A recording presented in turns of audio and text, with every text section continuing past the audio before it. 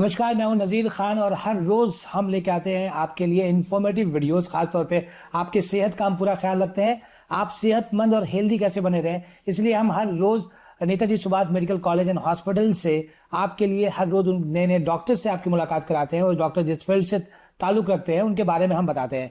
इस प्रोग्राम के लिए हम आपको बार बार ये कहते हैं कि ये प्रोग्राम बहुत ही ज़्यादा इन्फॉर्मेटिव होता है, बिकॉज कि जिस फील्ड से डॉक्टर ताल्लुकात रखते हैं उस फील्ड के बारे में हम आपको बताते हैं। जैसे कि बहुत सारी चीज़ों को हमें देखने मिलता है कि रोड एक्सीडेंट केसेस होते हैं, क्रिटिकल केसेस होते हैं, बहुत सारे पेशेंट को कार्डियक अरेस्ट भी होता है और हम कहते हैं कि हार्ट अटैक भी आता है। तो उसमें क्या लोग बहुत ज़्यादा पैनिक हो जाते हैं और लोग समझते हैं कि हम अपने मरीज को कहाँ जाएं, किधर लेके जाएं, क्योंकि हम Netaji Subhash medical college and hospital में मौजूद हैं और Netaji Subhash medical college hospital 950 bedded hospital है। यहाँ पे हमारे पास आईसीयू, इमरजेंसी ट्रॉमा और कार्डियक, कैथ लैब सारी चीज़ें मौजूद है। लेकिन आज हमारे साथ Netaji Subhash medical college hospital के स्टूडियो में मौजूद है डॉक्टर फसीउल्लाह, जो कि आईसीयू हेड है यहाँ पे। डॉक्टर फसीउल्लाह, आपका हमारे हेल्दी सेगमेंट में बहुत बहुत स्वागत है। शुक्रिया। जैसे हमने कहा शुरू में ही आपसे कहा कि नेताजी सुभाष मेडिकल कॉलेज में सारी चीज़ें उपलब्ध है, इमरजेंसी है, आईसीयू है, कैथ लैब है। तो आईसीयू के बारे में हमारे दर्शकों को बताएं आप। बिल्कुल, हमारे आईसीयू में जो जितने भी पेशेंट्स हमारे एडमिट होते हैं काफ़ी क्रिटिकल पेशेंट्स होते हैं। मैं आईसीयू से पहले आपको थोड़ा जानकारी देना चाहूँगा कि हमारे पेशेंट्स रिसीव कैसे होते हैं और हमारी इमरजेंसी व्यवस्था किस तरीके से है। हम लोग सबसे पहले पेशेंट को रिसीव करते हैं इमरजेंसी में और वहाँ पर ही सबसे पहले हमारी इमरजेंसी की टीम है, जो हमारे क्रिटिकल केयर एक्सपर्ट के द्वारा ही फिक्स की गई है, वो मौजूद होती है। वो पेशेंट को वहाँ रिसीव करती हैं और तत्काल उसी समय उनका प्राइमरी ट्रीटमेंट करके हम लोग आईसीयू में लेते हैं। और आईसीयू में हमारे एक्सपर्ट जो है, जितने भी क्रिटिकल केयर के एक्सपर्ट्स मौजूद हैं, हमारे नर्सिंग स्टाफ से लेकर के, दे आर वेल ट्रेंड, बहुत ट्रेंड हैं, बहुत अच्छे से उनको ट्रेनिंग कर रखा है।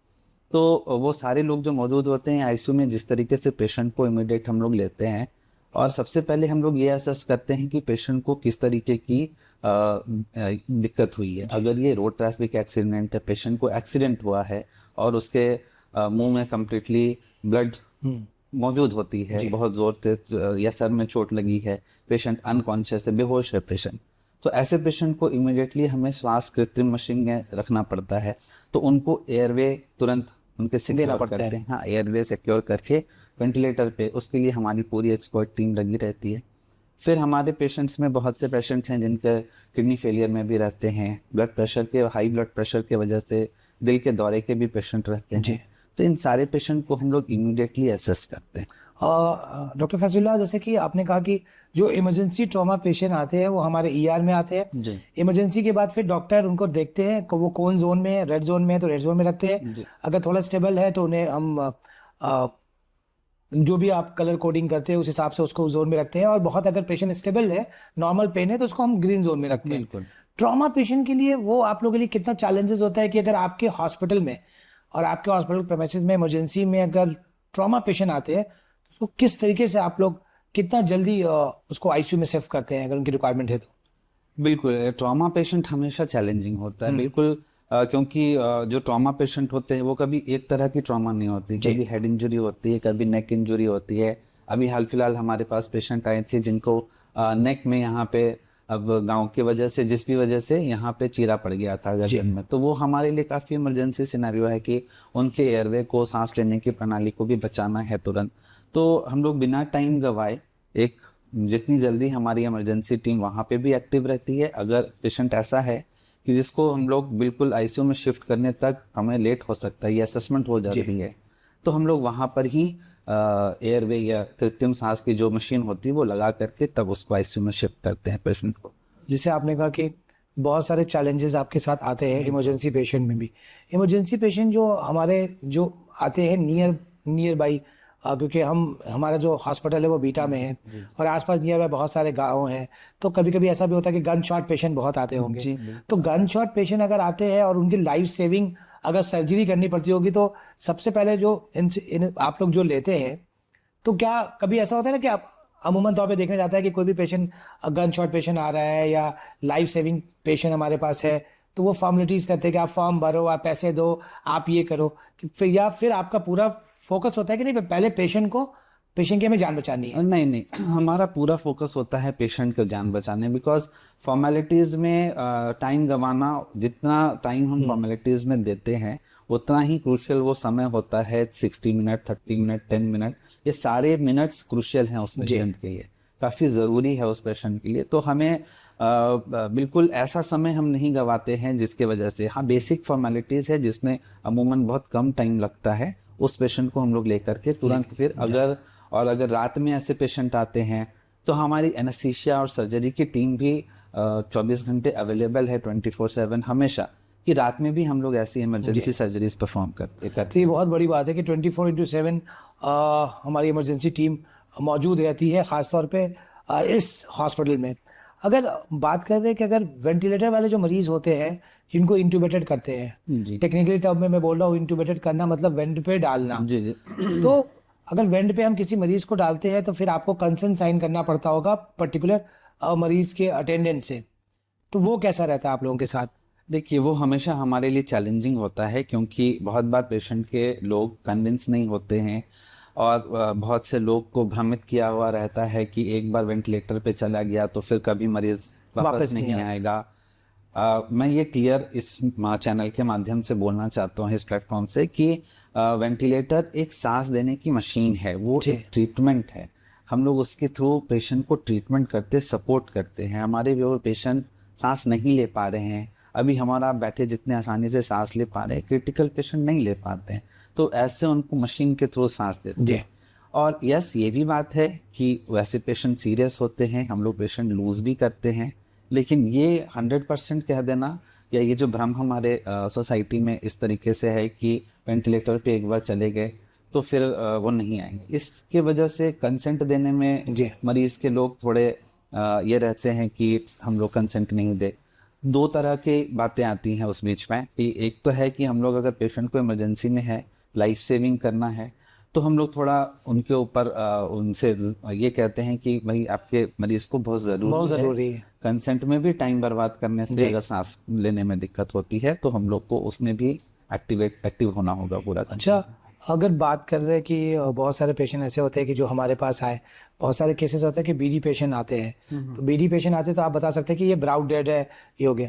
बहुत से पेशेंट कभी कभी ऐसा होता है कि आईसीयू में उनका वो लॉन्ग स्टे पेशेंट हमारे पास है, काफ़ी दिन उनका इलाज चला, वो हमारे यहाँ हॉस्पिटल में मौजूद रहे, और इंटूबेटेड पेशेंट है ऑन वेंटिलेटर, और वैसे पेशेंट अगर नहीं बचते हैं तो फिर उनके अटेंडेंट जो होते हैं बहुत एग्रेसिव हो जाते हैं, या बहुत जगह आपको देखने को मिलता होगा, खासतौर पे जब भी आप यहाँ काम कर रहे हैं, तो वो सिचुएशन में आप कैसे हैंडल करते हैं पेशेंट के को समझाने में और बताने में?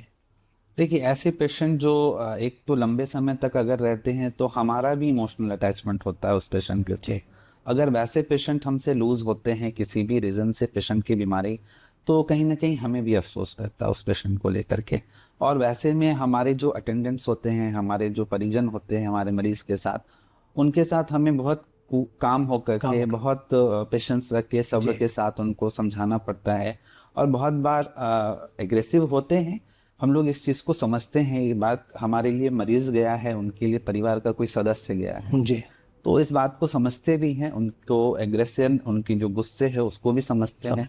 उन सारी चीज़ों को समझ के हम लोग उनको एक्सप्लेन करते हैं सारी चीज़ों को। जी।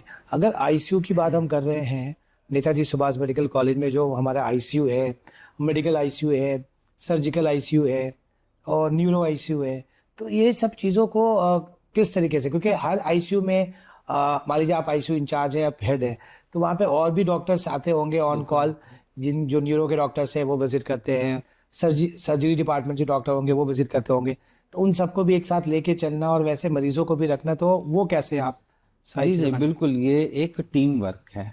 आईसीयू कभी भी कोई एक, मैं हेड हूँ तो मैं सबसे आगे उस चीज़ को लीड कर रहा हूँ, लेकिन हमारी जो पूरी टीम होती है, जो सर्जरी टीम है, मेडिसिन टीम है, न्यूरो की जो टीम है, ये सारे डॉक्टर्स हमें काफ़ी कोऑपरेट करते हैं हमारे। और हर एक पेशेंट पे, हर एक डिपार्टमेंट के पेशेंट पे बहुत देर देर तक हम लोग बैठ के डिस्कशन भी करते हैं कि उस पेशेंट में और क्या बेहतर हो सकता है। कोई ऐसी बात तो नहीं है जो हमसे या उनसे या किसी से भी मैं सॉरी हूँ। तो क्लिनिकल ग्रीवांस के लिए भी आप सब एक साथ मिलके बात करते हैं। बिल्कुल, सारे लोग हम लोग बात करते हैं।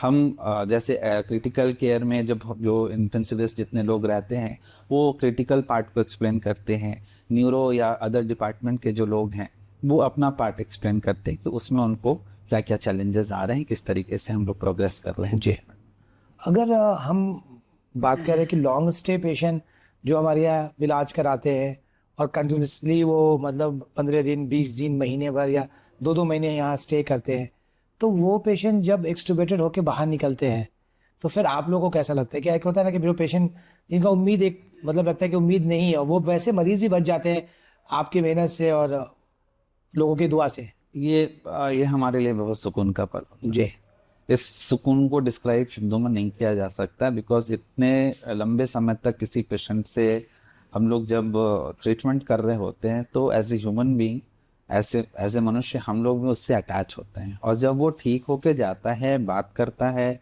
और वापस भी आता है मिलने, बहुत से ऐसे पेशेंट हमारे हैं जो सिर्फ इसलिए मिलने आते हैं कि सर इस दिन इस तारीख को हम आपके यहाँ से डिस्चार्ज होकर के गए थे, तो हमने ये बना लिया कि हम हर इस तारीख को आपसे मिलने आएंगे।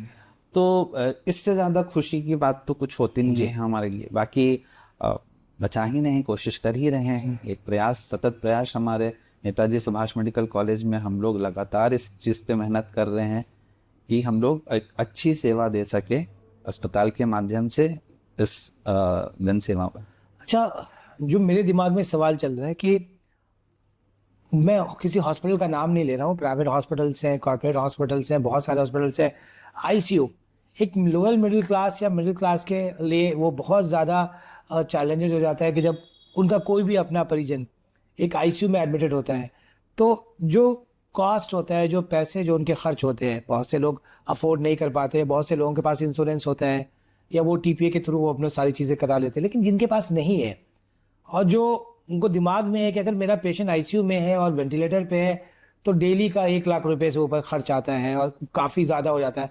तो Netaji Subhash medical college and hospital में क्या वैसे लोगों को थोड़ी राहत मिलती है कि जो और हॉस्पिटल्स है, जैसे मैं नाम नहीं ले रहा हूँ, मतलब कॉर्पोरेट हो, प्राइवेट हॉस्पिटल्स हो, बड़े हॉस्पिटल्स हो, तो जो बिल की मार पड़ती है, एक तो उनके पास उनके परिजन का वो नहीं है कि वो वापस आ पाएंगे कि भी नहीं, लाइन ऑफ ट्रीटमेंट है, और उनका इकोनॉमिकली रीढ़ की हड्डी जो टूट रही है, उनकी बैकबोन जो बोल सकते हैं कि पैसे से जा रहे हैं वो, तो यहाँ पे बताए वो राहत। जी बिल्कुल, हमारे यहाँ नेताजी सुभाष मेडिकल कॉलेज में बेशक इसकी बहुत बड़ी राहत है, क्योंकि हम लोग मेडिसिन्स पे भी बात अगर करते हैं, मेडिसिन की बात हो, हर मेडिसिन को काफ़ी इकोनॉमिकल रखा गया है ताकि पेशेंट उसको अफोर्ड कर सके। हमारे जो बेड चार्जेस हैं आईसीयू के, जो भी चार्जेस हैं, जो भी इन्वेस्टिगेशन या जांच की जो चार्जेस होते हैं, उनको इतना नॉमिनल रख दिया गया है, इतने कम मात्रा में हम लोग उसको चार्ज करते हैं ताकि पेशेंट इस वजह से ना जाए कि उनके पास पैसे की दिक्कत की वजह से वो इलाज नहीं करा पा रहे। जी, ठीक है, ये एक बहुत बड़ा इस संस्थान में डेफिनेटली मैं काम कर रहा हूँ। मुझे काम करते हुए 3 साल हो गए यहाँ पर,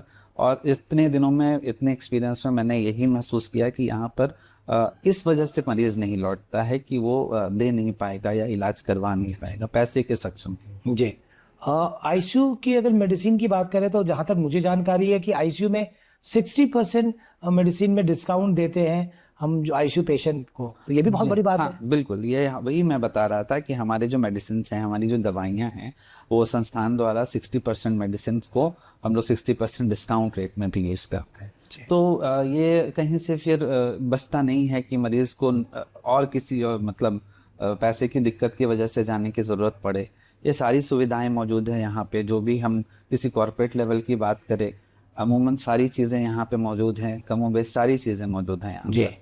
तो कहीं भी इस तरीके से ये इस बीटा के जो हमारा जो बीटा इलाका है, एरिया है, इसमें इस तरीके के मतलब इस तरह का, चलिए बहुत खुशी की बात है कि Netaji Subhash medical college and hospital में अगर आईसीयू में मरीज आते हैं तो उनको एक राहत तो मिलती है कि कम खर्च होते हैं आपके पास, उतने ज़्यादा आपको इकोनॉमिकली बहुत ज़्यादा परेशान होने की ज़रूरत नहीं पड़ती है। और मैं तो कहूँगा कि कभी किसी को ऐसी ज़रूरत ना पड़े आईसीयू और क्रिटिकल केयर की। सब लोग स्वस्थ रहे, अच्छे रहे, अच्छे से अपना खान पान करें।